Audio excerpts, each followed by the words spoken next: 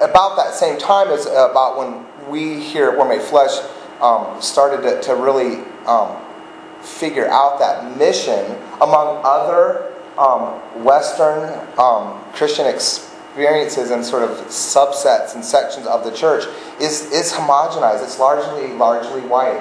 And I say that mission is modern mission is largely a white Western enterprise of the American church. And thankfully, like Philip Jenkins says, that this trend is shifting. That mission is starting to be led from places like Brazil and Nigeria and Korea.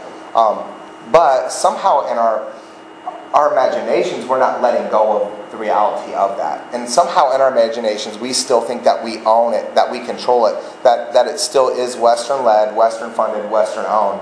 And what we've not done well is come to terms with that. And we've not confessed that and the implications of what that means. And so we started it here. We started to talk about that. We started to think about that. And it was a little sad for me, to be honest, to sort of like look at the Warm Made Flesh face map that we sort of pull out in our December newsletter, where you sort of see the folks who are employed by Warm Made Flesh USA mapped all over the world, because it was almost entirely white. And then it was really sad for me because a friend of mine, Scott Bessnicker, called me up and he was doing some research for this book called The New Friars, and he was asking me about the demographics of Warm Made Flesh and how many non-white folks do you have, and I had to stop, and I remember sitting at my desk up there and I remember starting to try to count who they were in our community, and for me that didn't feel good either, because I didn't feel good reducing somebody to being non-white person and then being a number and then being a statistic, and then that statistic not being sort of what we would have hoped it to be if we had been thoughtful about this, because we hadn't been. We hadn't been thoughtful about it. And so then we started praying, we started thinking, we were just like, well, how do we change this? And we're made flesh. How do we change this in our own personal lives and with our own sort of sets of friendships and communities? How do we change this at the places where we worship? And for us, it was interesting because a job had come open here, and a couple of us were up at, I guess it's like Lisa's Radio Cafe for breakfast, and everybody in the office had sort of just sent out the names, like, hey, here's a few people that we would consider for that job. And so we boiled this short list down to probably the 5, I think, or 6 most probable candidates for the role, and we looked at it, and it was all white people. And I think for me at that point, like, that was when I thought, like, I don't know how to do this differently. And I don't know that we could do this differently. And so we started to have to think about it creatively. And I was just at Indiana Wesleyan a couple weeks ago. I did the missions conference for them. And a friend of mine, this girl named Maven, whose father is a Hispanic activist, when she was visiting Indiana Wesleyan University with her father sat down with the administration of the school and he said, hey, what are you doing to recruit minorities here? And the administration of the school said, we're not doing anything, actually. And this man was furious. And I can't believe, actually, he let his daughter go there. She has a mind of her own.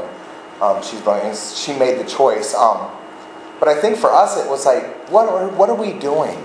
Because some of these things that I think a lot of us want in life and know that we need in life don't just happen, right? We have to work for things. And I think we have to make decisions, sometimes even sacrifices, to get to where we need to be. And I think we could probably line up most aspects of how we live, and that would be true of that. And so we looked at the short list, and I think for us the first attempt was, how do we at least change the short list? How do we change the short list? And so we called a few folks in town and said, hey, like, do you know people in your communities, in your churches, in the organizations that you're working with or running that need work, need part-time work or full-time job? And could you send a couple folks down here, and we'd love to meet with them? And we did. We started changing the short list. Now, for me, that was, I think, the first step that we took. But what was, for me, frustrating about that was, I think it was 2 or 3 short lists later, we still were only hiring white people. And what we wanted to do was be committed to hiring the best person for the role, creating the best vocational match for the positions. And what we didn't want to do was reduce a non-white person to the right candidate simply because they weren't white.